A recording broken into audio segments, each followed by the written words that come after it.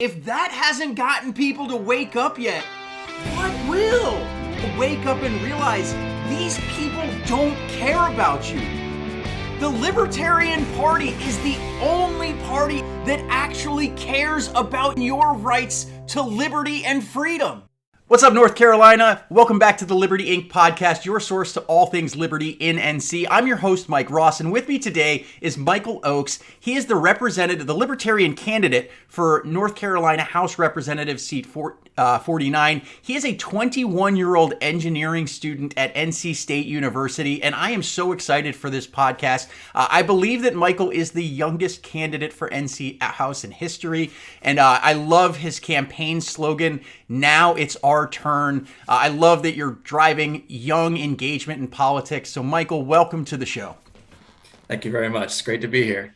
Well, I am excited to chat with you. We chatted for just a brief couple of moments before we started this, Michael, but there are some things I want to dig into with your campaign, but I usually like to start anybody who comes on the show, libertarianism. We're kind of a small political party compared to these two giant monoliths that I refer to as the Uniparty.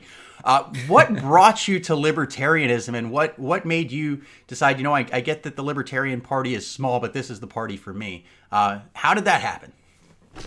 Well, when I first got to college, I was very apolitical, actually.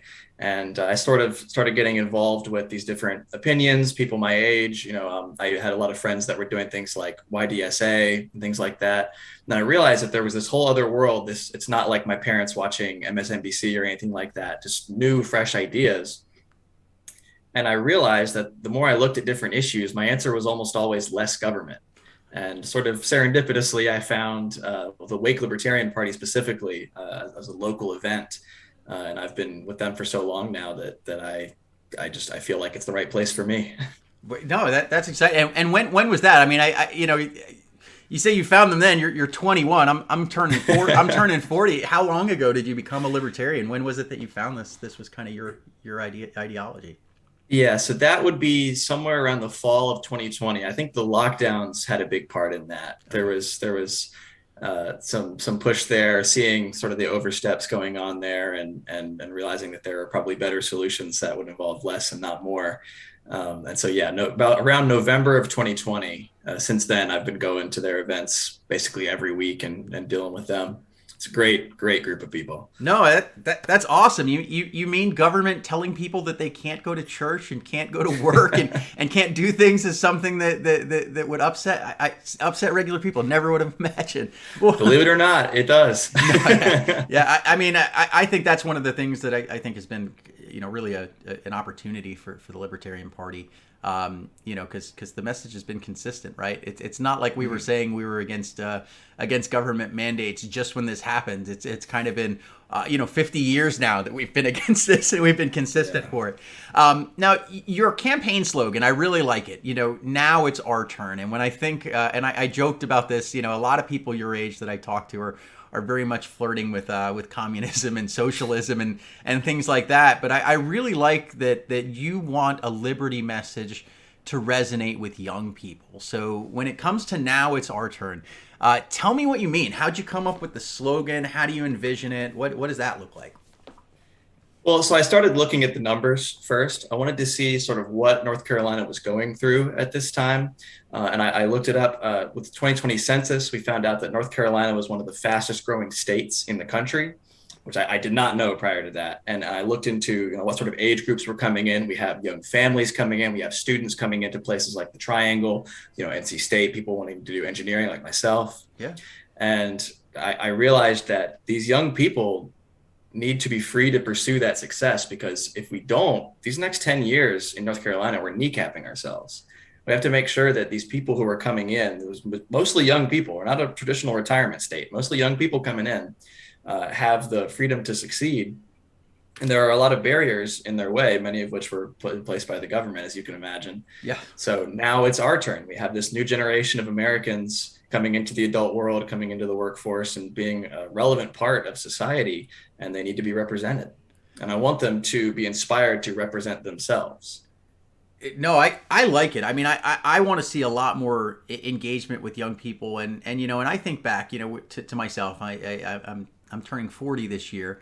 But, when we were talking about a little bit about your platform beforehand, you kind of hit on something that I wanted to start with as far as where we go in this discussion, and it's housing, right? You said that was a big issue. And I have to think back of my own personal experience, right? I bought my house in 2004, right? So almost 18 years ago. I was 21 years old when I bought my house, right? And, Right. I'm blessed that I was able to do that. And I look at how the housing market has gone since then. And I have to say, if I was at the exact same place I was when I bought it back then, it would be a much harder thing to do. And I'd love to hear a little bit, that's a big problem, not just in Wake, which is, it is, I've talked to a lot of people in Wake. Housing's a big problem in Wake, but it's a big problem in a lot of cities across America. I would love to hear a little bit about your solutions for this big problem that we see as housing. Absolutely. And you said it, prices in places like Raleigh are crazy right now. Yeah. I mean, housing prices are up 70% in the past 5 years, but even worse, they're up 35% in the past 12 months. Yeah. So you can imagine with houses that are already pretty expensive in cities like Raleigh near these universities, the prices are skyrocketing. And I'm an engineering student, and I look at solutions and the most efficient use of resources. And what I'm seeing is a lot of companies are doing work from home now. They're realizing that their office space is an unnecessary liability. It's incredibly expensive leased office space. Some cities in North Carolina, I can't promise that Raleigh in particular is this way, but some cities in North Carolina have as much as a 90% vacancy rate in their for lease office space, which is cataclysmically bad. Yeah. And so we have these buildings with segmented rooms and segmented areas that already have utilities, they have bathrooms, they have all the plumbing there, and they're empty. If the zoning process for turning these into residential areas was efficient, or if zoning wasn't an issue in the first place, like in Houston, Texas, Right. the amount of condos, affordable housing that could be made right in the middle of the city for students and young families would be tremendous. And the profit incentive is there because converting one would be, as far as construction projects go, very cheap, and the dividends would be huge. Because imagine you take an office building, 12 stories, 16 stories, whatever, you make all these condos out of it. The amount of rent, because it would probably be rent, that you could squeeze out of that would be very good, even if the rent prices go down because the supply goes up of housing. So anyone who takes the time to do that is a big winner. Michael, it's funny. I haven't spoken about that on this podcast, but the idea of converting commercial, like existing commercial and business real estate into residential real estate is something that I've been looking at as a solution for years now. And I'll give you an example, like here in my neck of the woods. So you're in a big city. I'm in a suburb of Charlotte, in Gaston County, and we had a lot of mills here, right? It was before all of the outsourcing outside of the United States. We had a ton of mills here, right? And that was a really big textile economy here in this section of North Carolina. Well, all of that went away. All of the textile mills, for the most part, went away.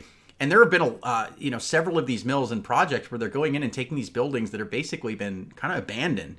And I look at it now, like even in the city, my wife works for one of the big banks here, right? And she spent the past 2 years working from home until Monday. Monday was her first day back in the office in 2 years. And I'm sitting here scratching my head because I'm like, okay, you've had 2 years. You see productivity's not going down. People are still doing well working from home.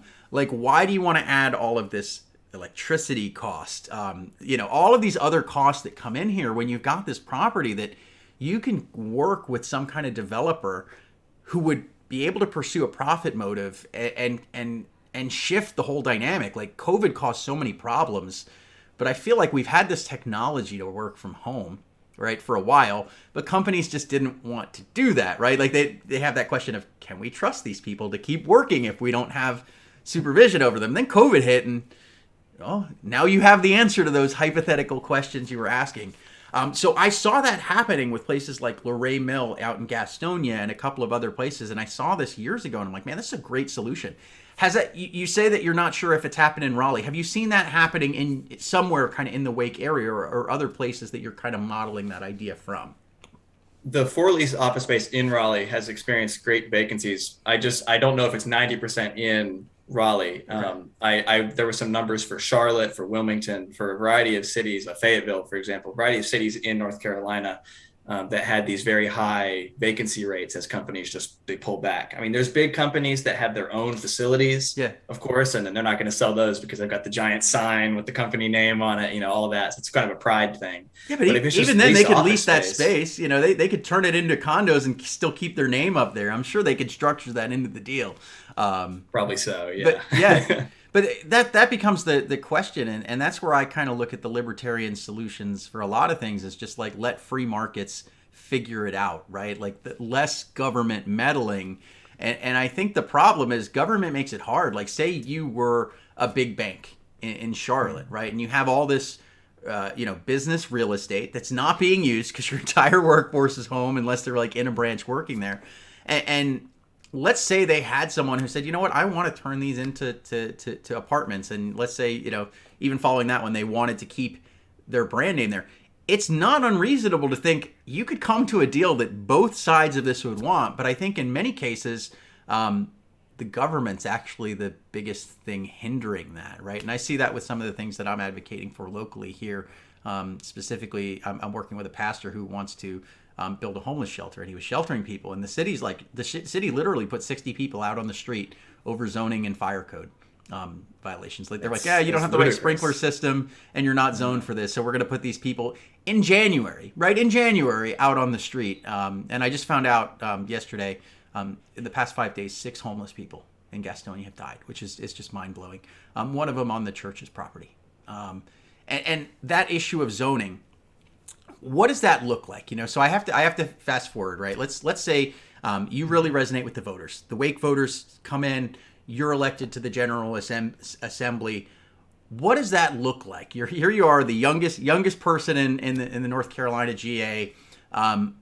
This is an issue that's a big part of your campaign. What does that look like? What are you what are you whipping within the GA? How are you selling this idea to your Republican and Democrat colleagues? What does that look like?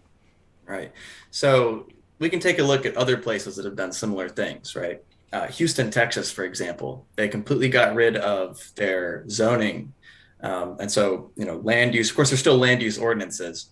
It's not exactly Ancapistan yet, but they have land use ordinances and such that determine what you can do where, but not what you can build there. Okay. And so if there is a neighborhood that wants to be built in one spot, or there is a factory that wants to be built maybe near an industrial sector, it's just market demand for what's worthwhile, how close does it need to be to other things. And it's worked beautifully in Houston, Texas. I don't have the numbers right now, right? But in previous interviews and such, I have actually had some articles pulled up where they talk about the economic benefits of that, the land availability, the reduced costs associated with development as a result. And so that's sort of the fiscal side of things. And then, of course, there's just the point that people should be free to choose what they want to build, because people aren't going to make as dumb decisions as maybe lawmakers think they will. If I want to live in one spot, there's generally a good reason I want to live in that spot. And if it's because it's cheap and I need to live somewhere cheap, then that should be okay. I should be able to make that choice. If it's because it's close to work or close to a school I want my children to attend, which is a whole other campaign issue for me, then I should be free to make that choice. So that's more of a moralistic argument there. No, I like it. Yeah, I mean, I think there's so many potential solutions for the housing situation. But I think most of them are really going to come back to just letting markets take care of it, letting individuals and entities risk their own capital. And the problem is, I think government either getting in the way or making it cost prohibitive in a lot of cases, right, where you have to spend so much money just getting someone to say yes.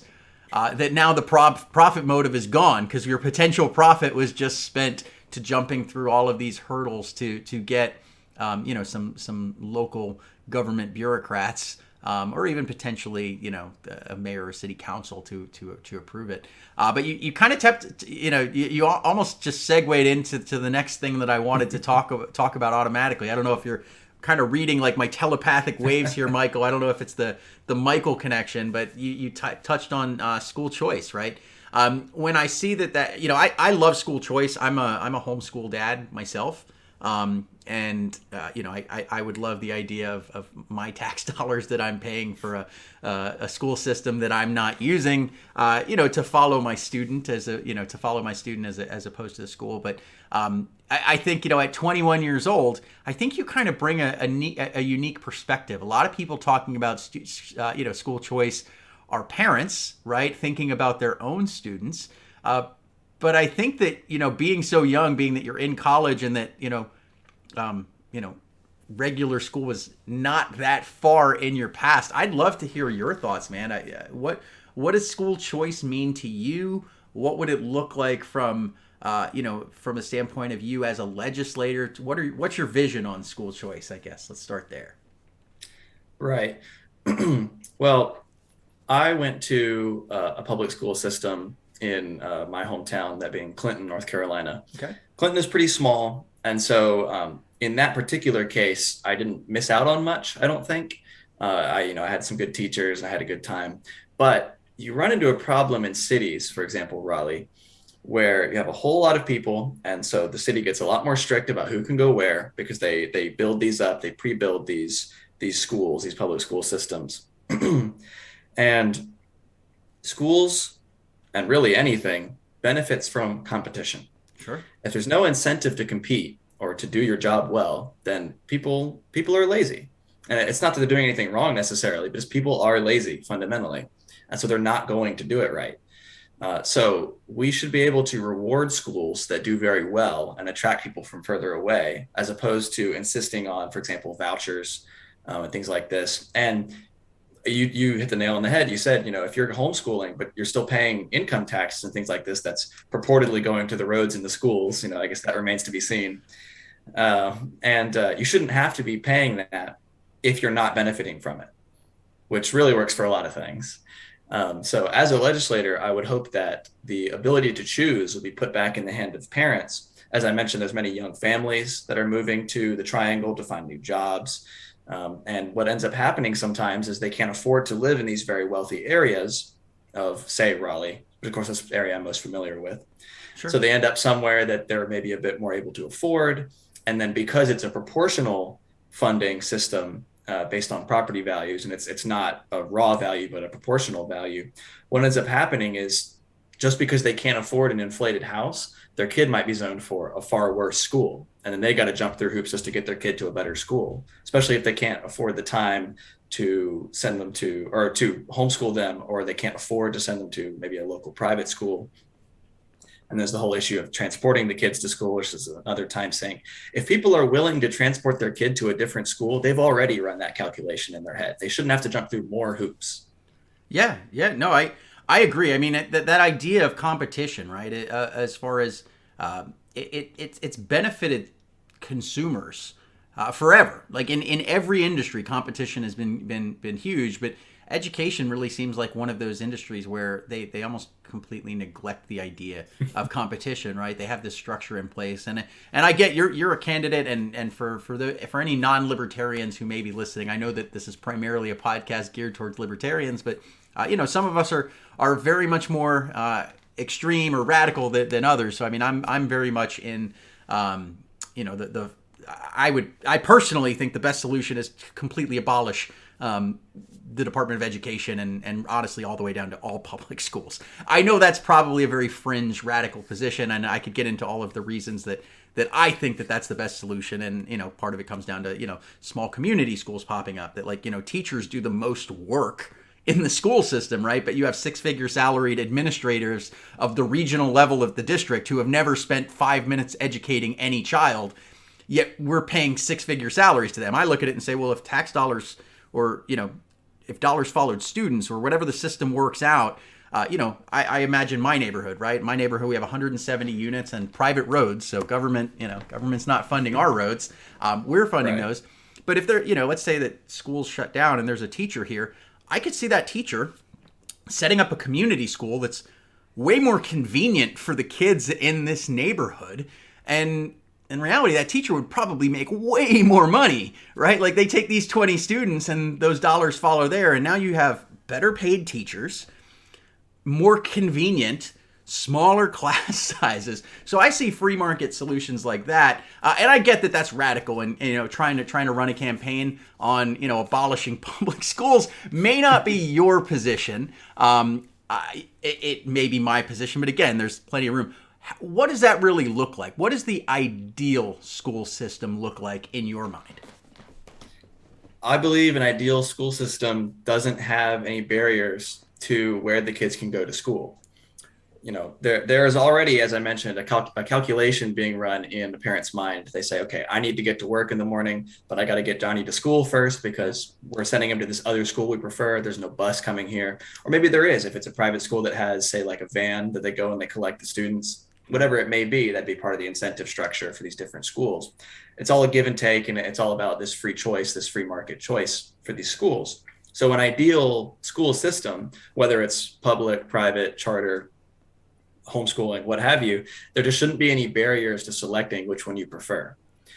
Because right now we already have the money ostensibly flowing towards that, but instead we're locking people in. Because if you apply for a voucher and you go to a different school, maybe you even go to a private school, you're still paying taxes that are supposed to be for the public school that your kid was supposedly going to receive. Yeah.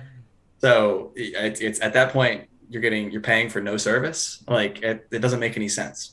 So the removal of those taxes, but more importantly or more imminently, would be no barriers to selecting a school for your child because you've already run those numbers. So your thought process, I guess, would probably, if I'm wrong, correct me, but would I be accurate in saying, you're not necessarily saying abolish public schools, but public schools should have to compete along with all of the other ones. If they can exist in a world where they're fairly competing, then they have a place. If they fail to compete and are deemed obsolete, not by anything other than market forces, then that's kind of how it would wind down. Is that kind of an accurate depiction? Absolutely. Okay. And then I'm going to put you on the spot here with this one, Michael, but it's going to be one thing is if you win, I'm very big on this idea, which I hinted on, but the idea of independent micro schools. That is not something that is allowed right now in North Carolina, that if there's a public school teacher, there actually is, he's a public school teacher in my neighborhood, if he decided to leave public school and wanted to set up a small community school where he just as an educator wanted to educate, then it's not legal here. Would that be legal? Is that something that you would see as a viable solution that you might push to allow in the future? I think that's a perfect example of parents making an informed decision in a free market environment. I think if they trust that teacher, that he's knowledgeable and skilled at what he does, and that he can properly educate their kids, there's no reason that they shouldn't be able to send their children to his micro school. Okay, so you're good with that. Awesome. I like it. Any closing thoughts on school choice there before we kind of run down to some other thoughts there, or anything else you want to kind of convey to listeners or voters there? I think that the proportional funding of schools, as we talked about, the money following the child, is a big deal. That would be an ideal part of a system like that. We saw that Governor Cooper did a 180, made school choice week. I don't know if you saw about that. I did. But so maybe the winds are changing a little bit on that. I'm optimistic that there's change on the horizon there. Yeah, if I'm elected, I hope to be a part of that change. He's pushing for that, but he's also pushing to make my life as a homeschooler more difficult. So go figure. Apparently, apparently, I guess they don't trust me to educate my own child, despite the fact that I have a college degree. And I promise you, I care way more about my son's education than the government or anybody else will. My wife and I are absolutely the two human beings on earth who care most about his education. And I'm not going to make any decisions unless I think that they're in his best interests. Cooper's definitely kind of going both ways there, talking school choice in one side, and then the other one thinking that he wants to mandate my curriculum in what I'm able to teach my son, which I think is a little ridiculous. You talked on another one, and this is a big one that's important to me, and this is the one where I personally get a lot of flack for probably being a little too radical in the sense of how most non-radical libertarians think through this, and it's the drug war. Yes. That's a big one there. I would love to hear what does that look like Why do you think we need to end the drug war, and what level should we be ending the drug war, right? Because there's some that are like, yeah, I'm okay with decriminalizing marijuana all the way down to the, crack, heroin, and fentanyl should be completely legal. There's varying opinions on this. What does it look like for you as far as reform in the drug war, and how would you go about it on the NCGA? Right. Well, to start, nationally, we spend billions in my opinion, wasted dollars on the war on drugs every year. Yeah. There's just this money that's coming out of people's paychecks. It goes nowhere. It's not productive. It's punishing victimless crimes, which is another thing we can touch on in a little bit. Yeah. But what I like to say to people is I'd like to congratulate drugs for winning the war on drugs. Yeah. Like it's not really close. They won a while ago too. That's the thing. We're still playing. I think drugs went home. They've gone about their business, and we're still trying to fight the war. So. Right. Yeah. So as far as North Carolina in particular, there's actually some statistics I have about North Carolina reception specifically on marijuana, which is my specific campaign issue, is marijuana legalization. Okay. There were some polls done that 73% of North Carolinians want medical marijuana and 54% want recreational. But really, the more important statistic is that only 22% of respondents said that consumption of marijuana was wrong morally. Which is a big change from, I guess, the public perception, I would say. Yeah. And we've decades ago, those numbers probably would have been flipped. Yeah. Yeah. And we've seen this public appetite for, as you've probably seen, Delta 8 products. Sure. People are trying to find a way around because they really want something, and they'll find a way around these rules. It's the same thing with like gun control we talk about. People find a way around rules, and it's not that they're doing it maliciously. It's just that there's clearly a desire for it. There's a market for it, and somebody's going to benefit from it. Yeah.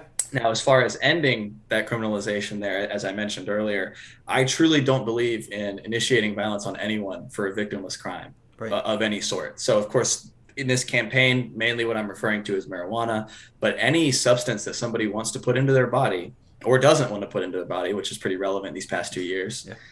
Yeah.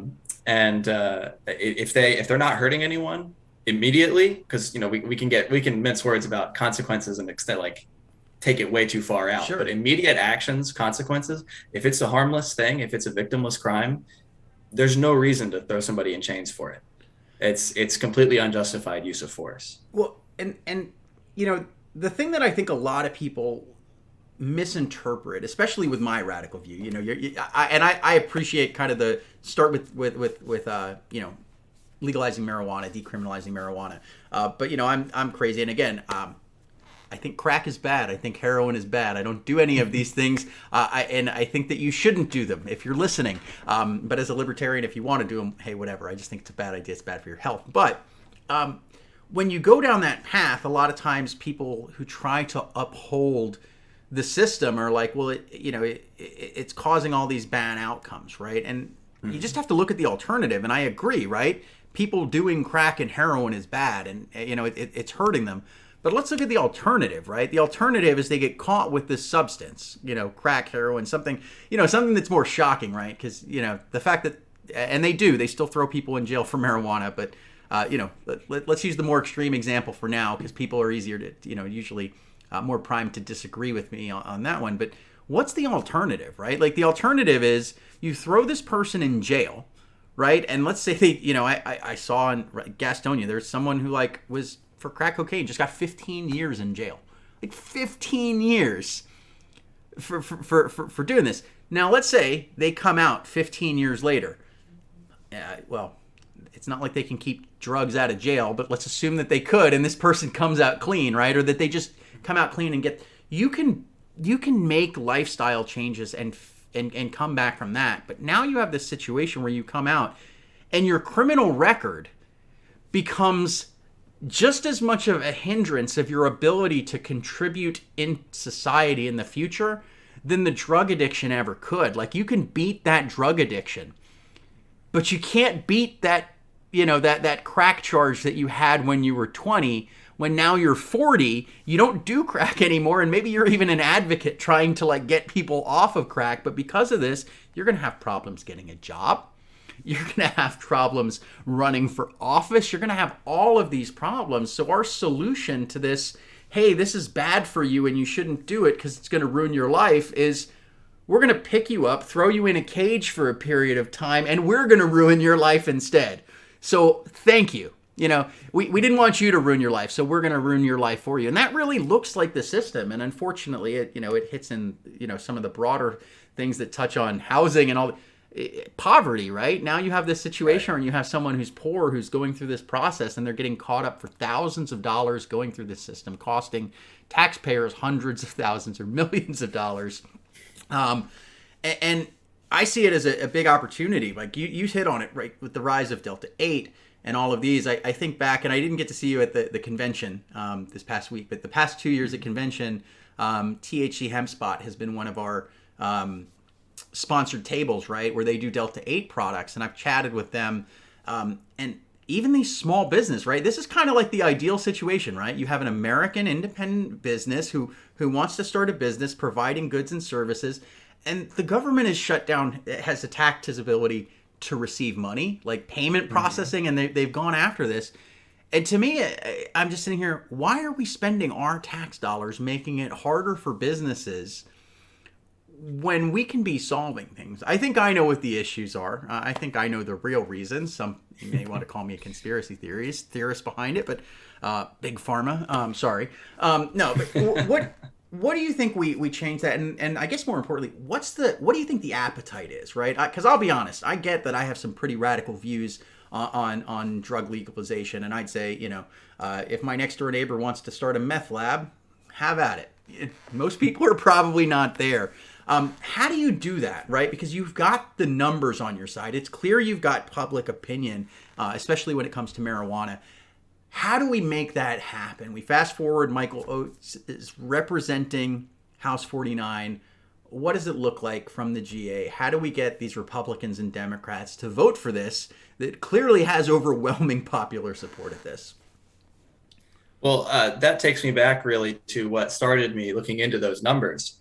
There was an event that the Wake Libertarian Party hosted where one of our representatives, Allison Dahl, who's a Democrat, she was telling us about a bill that she had put forward, HB 617. Okay. And one of the details of HB 617 was that it would expunge the records of crimes that were no longer crimes in that bill. And I think that is a very big step, just sort of touch on that first part of what is to be done, is at the very least the expungement of those records. And I feel like that's a pretty popular position. It's sort of a compassionate position. Now, we could say this was kind of already not a problem. Why do we think it's okay to get rid of it now? But getting rid of it is the important part. So if we can get people to agree on expunging the records first, that would be first. Now, as far as how to make it happen, the appetite is ever increasing. And while this maybe isn't the ideal answer, the truth is part of that is going to be a matter of time. It's going to be a matter of, people being very set in their ways. And as the tides sort of change as they are now, I mean, we've seen a huge shift in North Carolina, for example. It's very often considered a battleground state, right? Yeah. But as opinions on certain issues change and as politics fluctuate, especially in urban areas, but also across the state, it's just true that you're going to find yourself in a position where it's right place, right time. You have a charismatic speech with this bill about how it's a compassionate thing, because it is an act of compassion to allow people to make these decisions for themselves. So I think a lot of that comes down to the work of many other groups. Many other groups have already done, and I want to sort of send it home.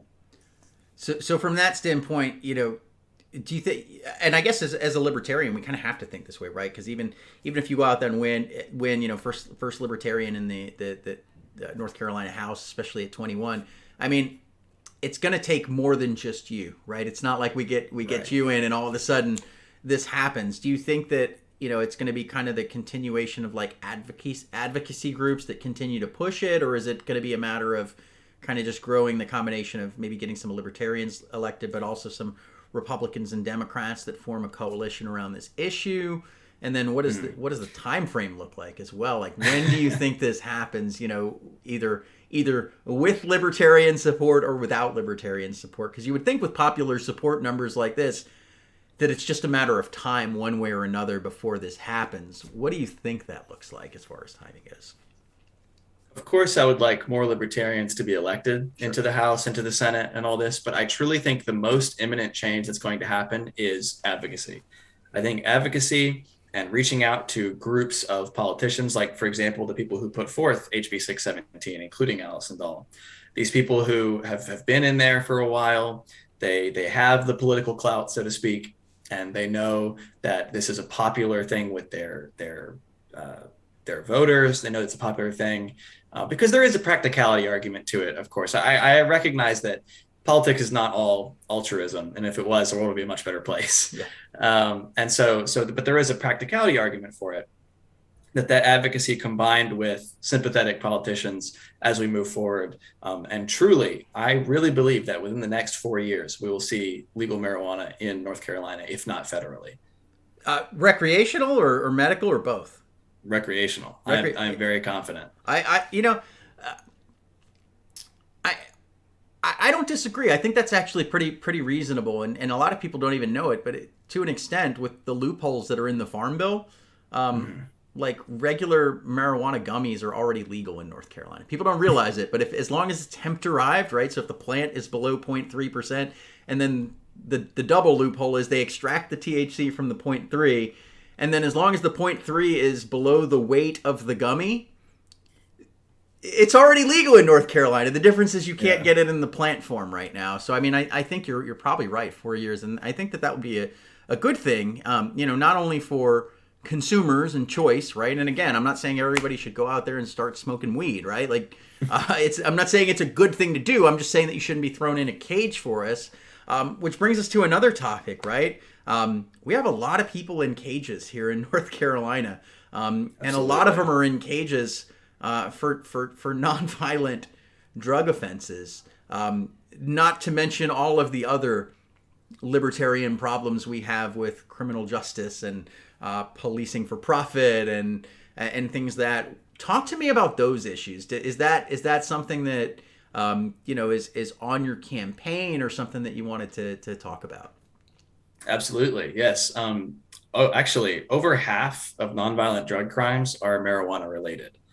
So if there was an expungement of those crimes, which, for example, with HB 617 or any future bill proposed there, which they are proposed quite often, it's sort of an indicator of that public approval even reaching, Senate and Congress, Senate and House floors. But yeah, if those were expunged, like you mentioned, it would make the lives much easier when they get out, but also it wouldn't put more people in. Yeah. And that's really the big win, is if we can get into a position where we're not punishing people for harmless decisions, for victimless crimes, that would be a huge deal. And so that's absolutely part of my platform, is that if there was legalization of marijuana, then an absolute must with it would be that expungement of those nonviolent drug crimes, which, like I said, the vast majority of are marijuana related. Yeah. It's heavily overpunished. And as you know, we've talked about the definition, the DEA definition of Schedule 1 is that it has no medicinal uses. Right. They still haven't updated that. So even though there are states where you can medically prescribe it, or someone can go to a dispensary and purchase it recreationally, it is still federally a Schedule 1 substance, and it is punished as such. Yeah, it's really crazy, even how it ties into other things, which and I know as much as some people in the mainstream would want to paint all libertarians as gun nuts, right? But just the idea, like I'm a concealed carry holder, right? I believe in the right to self-defense.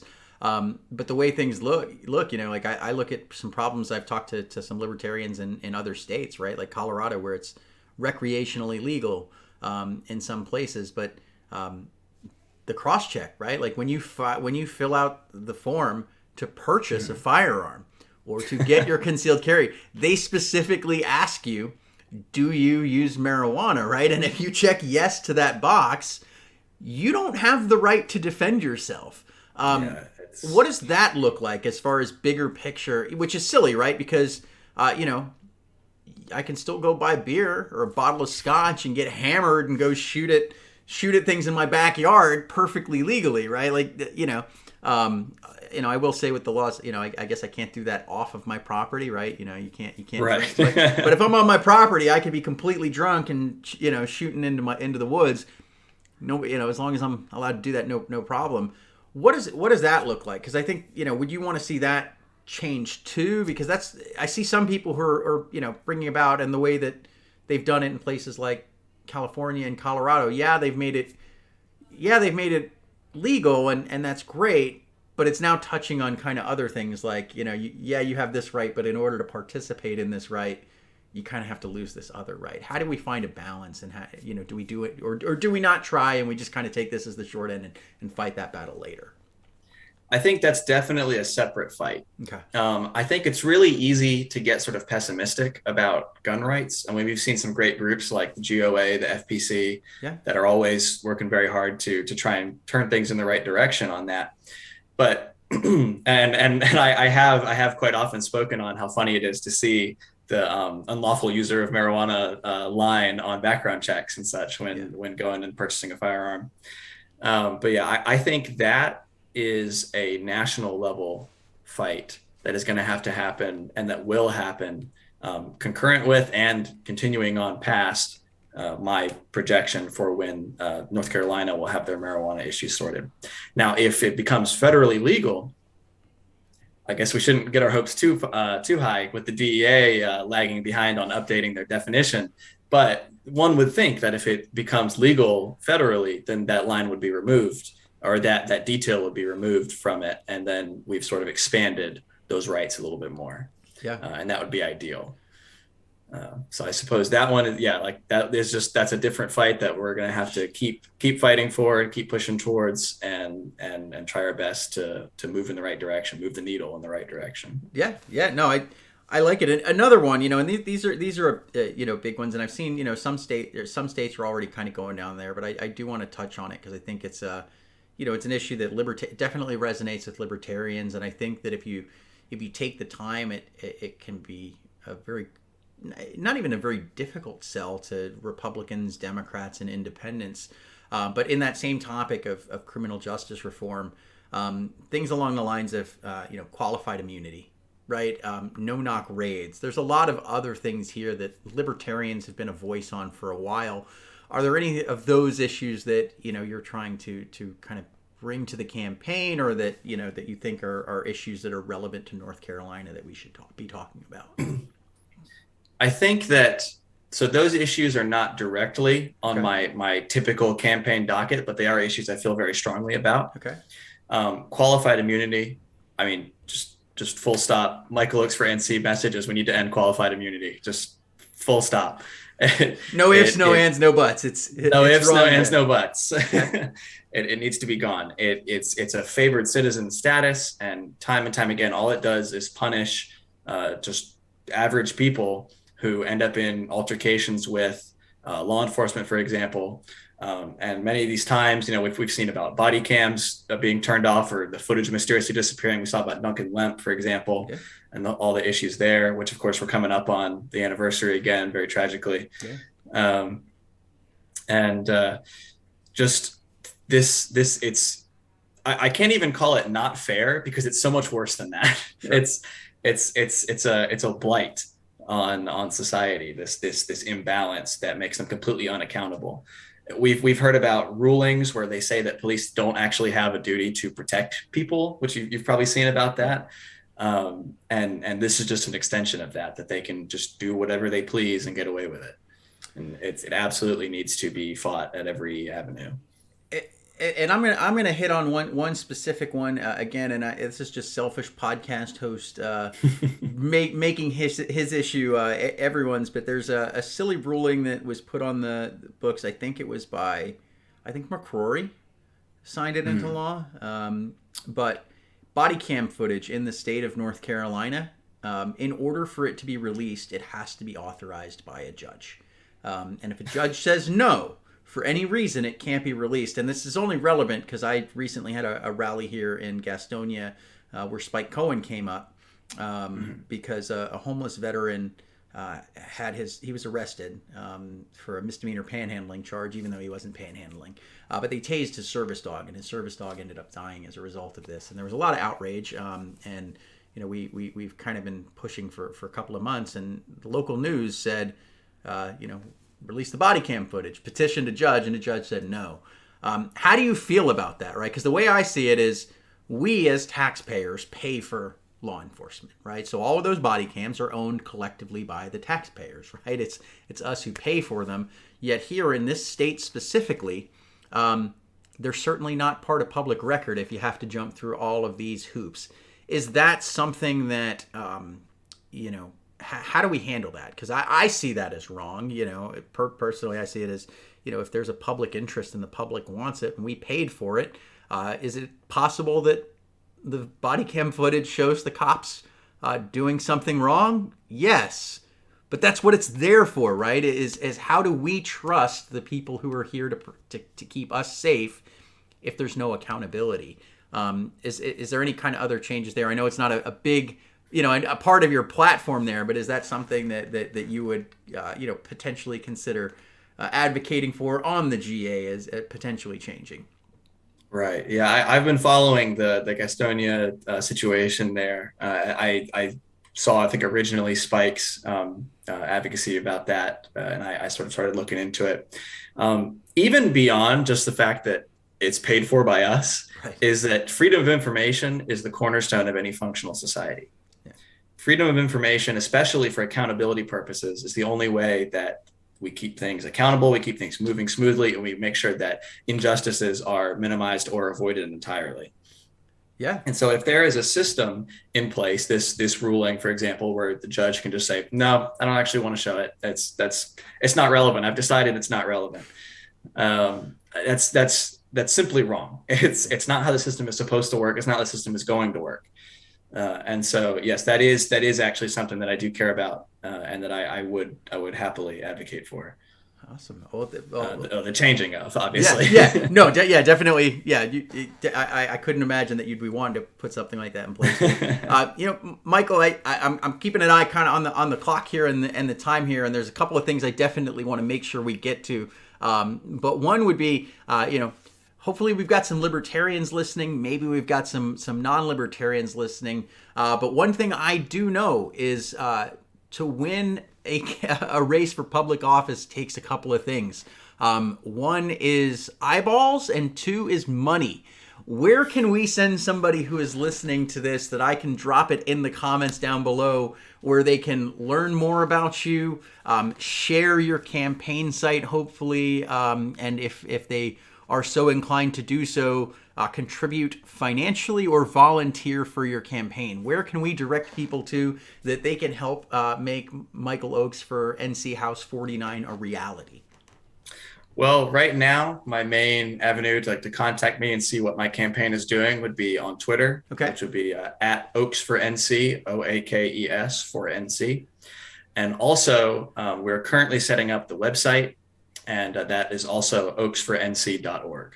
Fantastic. Well, I will definitely link your Twitter in the description down below on Facebook, as well as your campaign site once that is up. And Michael, as a candidate, there was a silly question that I used to ask in season 1 of the Liberty Inc. podcast. I'm trying not to put it on candidates specifically this season after some feedback I got. But is there kind of any closing thoughts? I always like to give my guest kind of the last say. Is there anything that you want to say out there to reach out to libertarians, or anything kind of that hasn't been covered up until this point? The floor is yours, sir.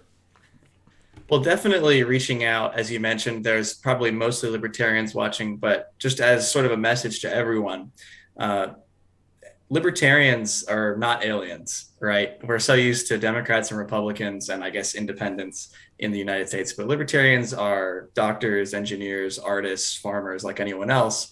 It's just when they look at problems, the answer is usually less government instead of more. But besides that, I mean, we're pretty approachable. So I want to sort of humanize that, if possible, to people, especially young people. Awesome. And young people, hop on Twitter. It's going to be in the description. I've interacted with Michael on Twitter a little bit. He always responds to me, and I know he's going to love hearing from his potential voters. I'm sure he'd love to hear from you. I'm sure he'll engage with you. So please consider checking him out. Once the website's up and we get it here, please consider donating to his campaign if you feel so inclined. I love to see young people getting politically involved. So Michael Oakes, I hope I get to one day call you Representative Oakes and have you back on the show as a representative, where we're talking about maybe playing clips from this podcast in the future and looking at all of the things that you've accomplished. So, Michael, thank you so much for coming on the show. Thank you for a chat. I love what you guys are doing in Wake. I love how many candidates you are up there. Keep fighting the good fight for freedom there. And to all of our listeners, thank you so much for coming back here now that we've got season 2 of the Liberty Inc. podcast. I've really enjoyed this one. If you have, please let us know in the comments down below. If there's any questions, if you leave them in the comments, I'll make sure to get them to Michael, and I'll have him come over here to YouTube and answer your questions. We've got some more candidates from Wake coming up next week. Thank you so much. We will see you in the next one. And don't stop fighting for liberty.